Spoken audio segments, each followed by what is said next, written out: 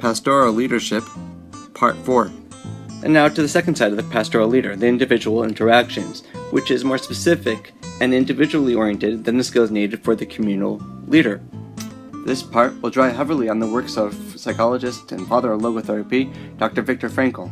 Frankl's story perhaps is the very definition of anti-fragility, where he uses his experience in the Nazi concentration camps as a case study into finding meaning in suffering. He identifies one of the major contributions to suffering can be found in one's inner conflict with their current situation. In his school of thought, everyone has a spiritual unconsciousness. For some, it's expressed through religion, but it's not limited to it. Rather, this innate desire for meaning can be expressed in a multitude of ways.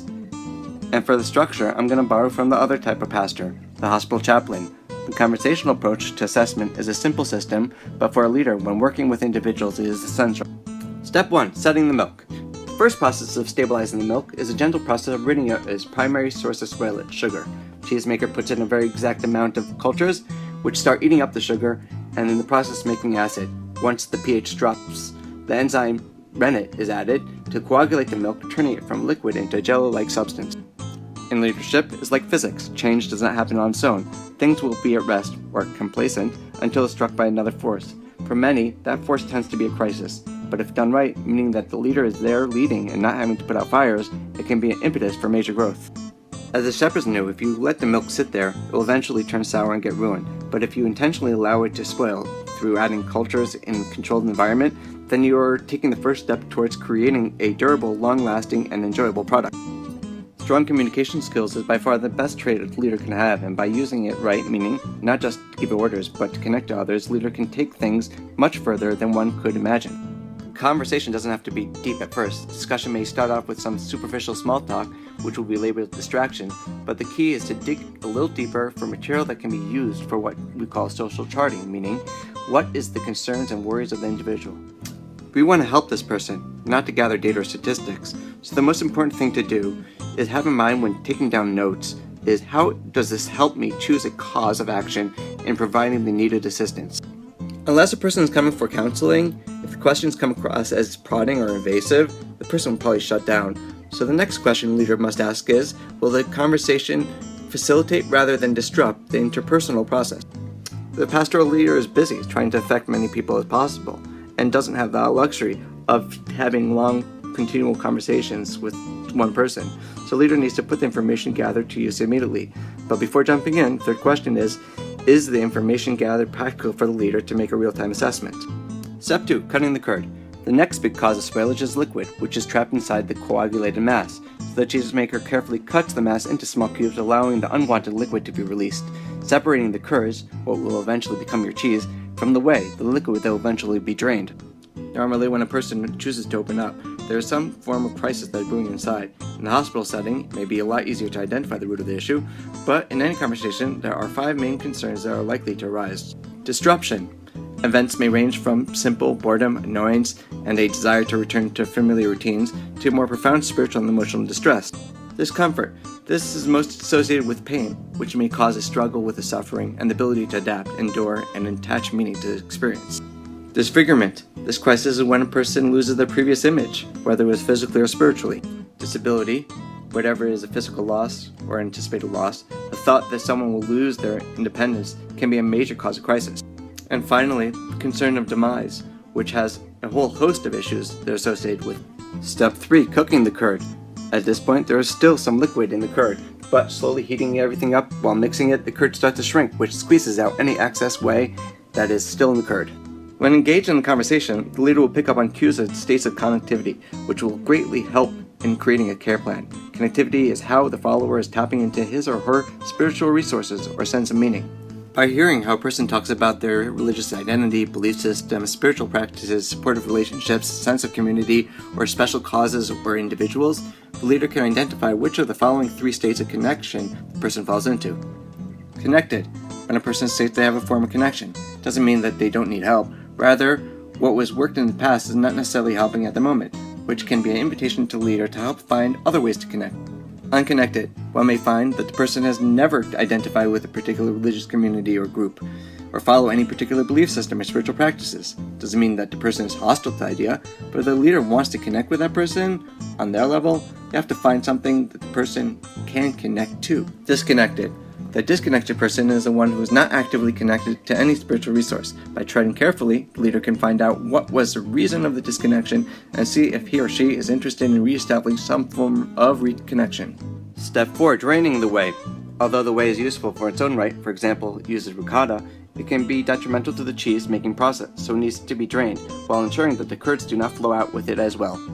Once identifying the information that is essential to the assessment, all other superficial information has to be drained out without losing anything that is crucial for a long-term plan, which is why a strainer must be placed before opening the drain. In terms of leadership, well, make sure you have a plan in place before you do anything drastic, or you'll have a big mess in your hands. Or put it simply, keep it meaningful stuff in and discard the rest.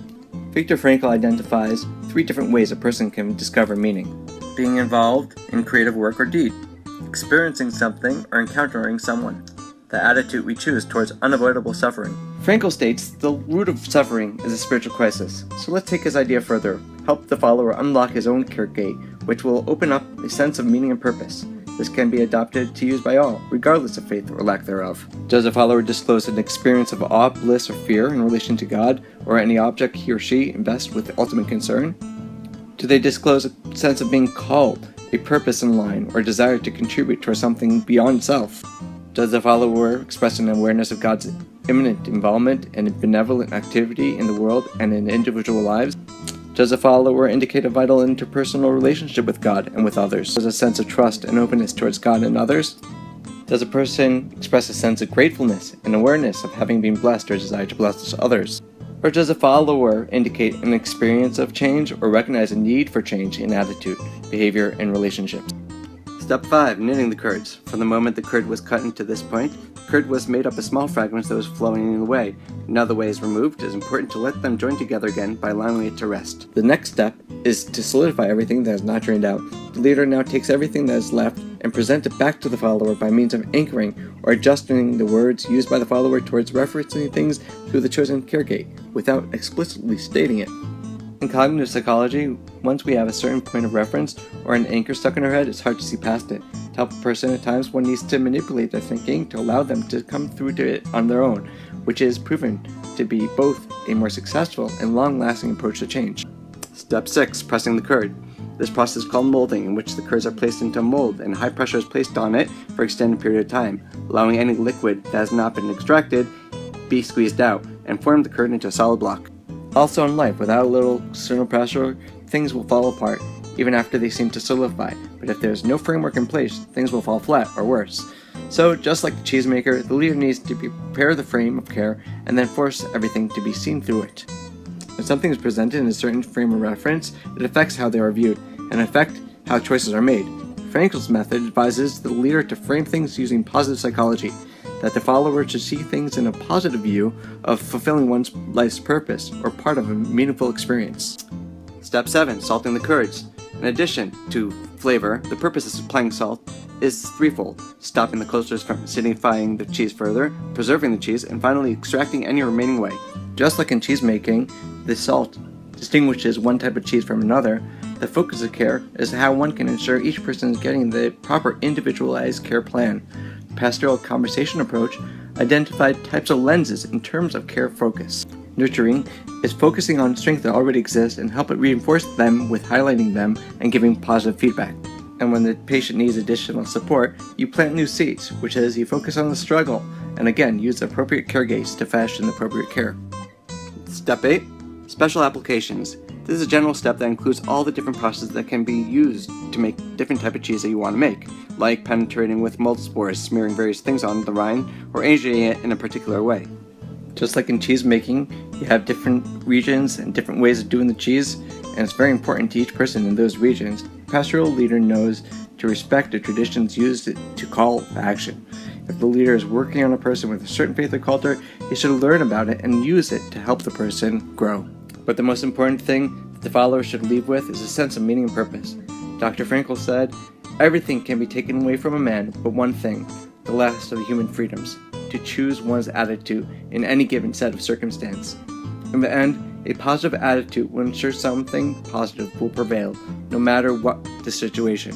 This presentation shows that challenges are nothing new, but the societies that have proven successful have managed to avoid undermining themselves by tapping into their inner shepherd, and have learned to incorporate these universal principles in governing and directing which have withstood the test of time.